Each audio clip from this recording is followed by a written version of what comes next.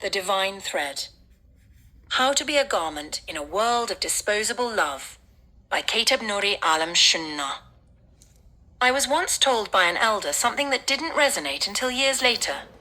In a relationship, he said, you should be one another's garments. At the time, I didn't fully grasp what he meant. I just nodded politely and moved on, chalking it up to one of those things old folks say in passing, wrapped in code, draped in parables. But life, in all its wisdom, brought that elder to me again in a different setting. His eyes had seen storms, his voice carried the weight of time, and again he said, you should be the garments of the person you love. Some of you might say, Katab, why don't you just get to the point? Why always speak in code and symbols? Why wrap your words in layers of meaning? With all due respect, I'll always speak that way, because that's who I am. That's how the Creator speaks to me and through me in symbols, in echoes, in whispers that dance like wind through the trees. Now back to garments. Think deeply. Garments. What are garments? They keep us warm when it's cold. They protect us from ultraviolet rays when the sun bears down hard. They shield us from wind and sand. They enhance our beauty, yes, but they also hide our nakedness, our private places, our scars. They allow us to face the world clothed in confidence. So too, in a sacred relationship, should we be garments for one another? We should offer comfort when the world turns cold. We should provide spiritual protection when our partner is exposed to harshness. We should enhance, not dim, the beauty in one another. We should help cover each other's weaknesses, not expose them to ridicule. But not just any garment. No, not those cheap ones you find online for $2.99. They might look cute at first, but run them through one cycle in the washing machine of life and they fall apart, unravel at the seams.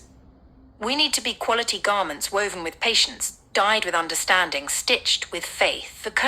I was also taught, if you connect with a person just for their looks, they will make you ugly. If you get with a person because of their money, they will make you poor. And if you enter a relationship for sexual gratification alone, your bond will last no longer than those biodegradable packing peanuts in an Amazon package left out in a heavy rain. Let me unpack that. If you connect with someone for their looks, what happens when age comes knocking? When time writes lines upon their face, or gravity tugs at what once stood high? If that was the thread holding you together, it unravels quickly. But worse, if you only value surface, you begin to devalue the soul. And in the end, both of you become ugly, not in body, but in spirit. You become resentful. You become cold. You compare them to illusions and begin to hate your own reflection. If you get with a person because of their money, you're not building a union, you're forming a transaction. And money, as sweet as it seems, is unstable. A lost job, a financial downturn, a moment of misfortune, and what do you have left? Emptiness. Because love built on wealth is a house without a foundation. It falls, and you fall with it. Worse, greed starts whispering in your ear. It tells you you're not enough. You feel poor not in wallet but in worth. And if sex is the glue holding you together, remember that sex, while powerful, is not everlasting. It's a spark, not a fireplace. It can light a flame but can't keep it burning without fuel. A bond based on lust withers.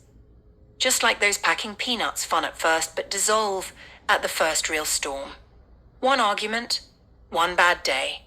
One season of no intimacy and the connection turns to dust. What then should be the foundation? The true measure of connection should be the connection that person has with the Creator, their faith, their heart posture, their spirit. That is the only foundation love can be built on. This kind of foundation is stronger than number 12 concrete. It doesn't crack under pressure. The frame of this house of love isn't wood, no termites eating away at it. It's made of steel beams, forged in prayer, tempered in grace. welded with compassion. Let me give you a parable to help this all settle in your spirit. There once was a young couple who built a house in a valley. They decorated it with golden lamps, marble floors, velvet curtains.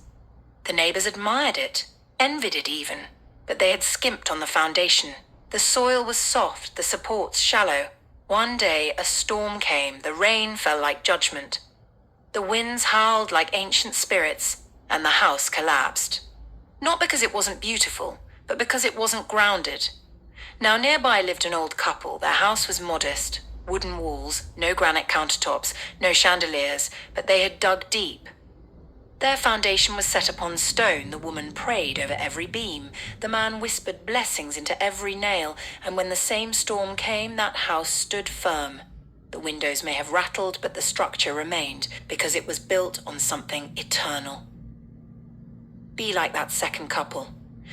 Build with spirit, build with prayer. Be one another's garments, clothe each other in mercy, wrap each other in patience, button each other up with truth. Don't just seek a partner. Seek a purpose partner. Someone who'll sit with you in silence and still hear your soul. Someone who covers you when the world tries to strip you bare. Someone who walks with the Creator so they'll know how to walk with you. In this journey of love, remember this. Attraction may draw you in, but connection will keep you. Money may feed you for a moment, but faith will sustain you through famine. Sex may spark the fire, but spirit is what keeps it burning. Be the garment. Be the warmth. Be the covering. Be the love that doesn't unravel. And always, always let the Creator be the tailor. This reflection is written from my heart, deep within. Every word carries my passion, my pain, my truth, and my hope for you, the reader. I don't write just to write, I write to awaken, to stir the soul, to plant seeds that bloom in the hearts of those willing to listen. My love for this reflection comes from knowing what it's like to search for depth in shallow waters, to yearn for connection that doesn't fade with time. I'm here to write to the world. I know my works will reach many and last for generations, even eons.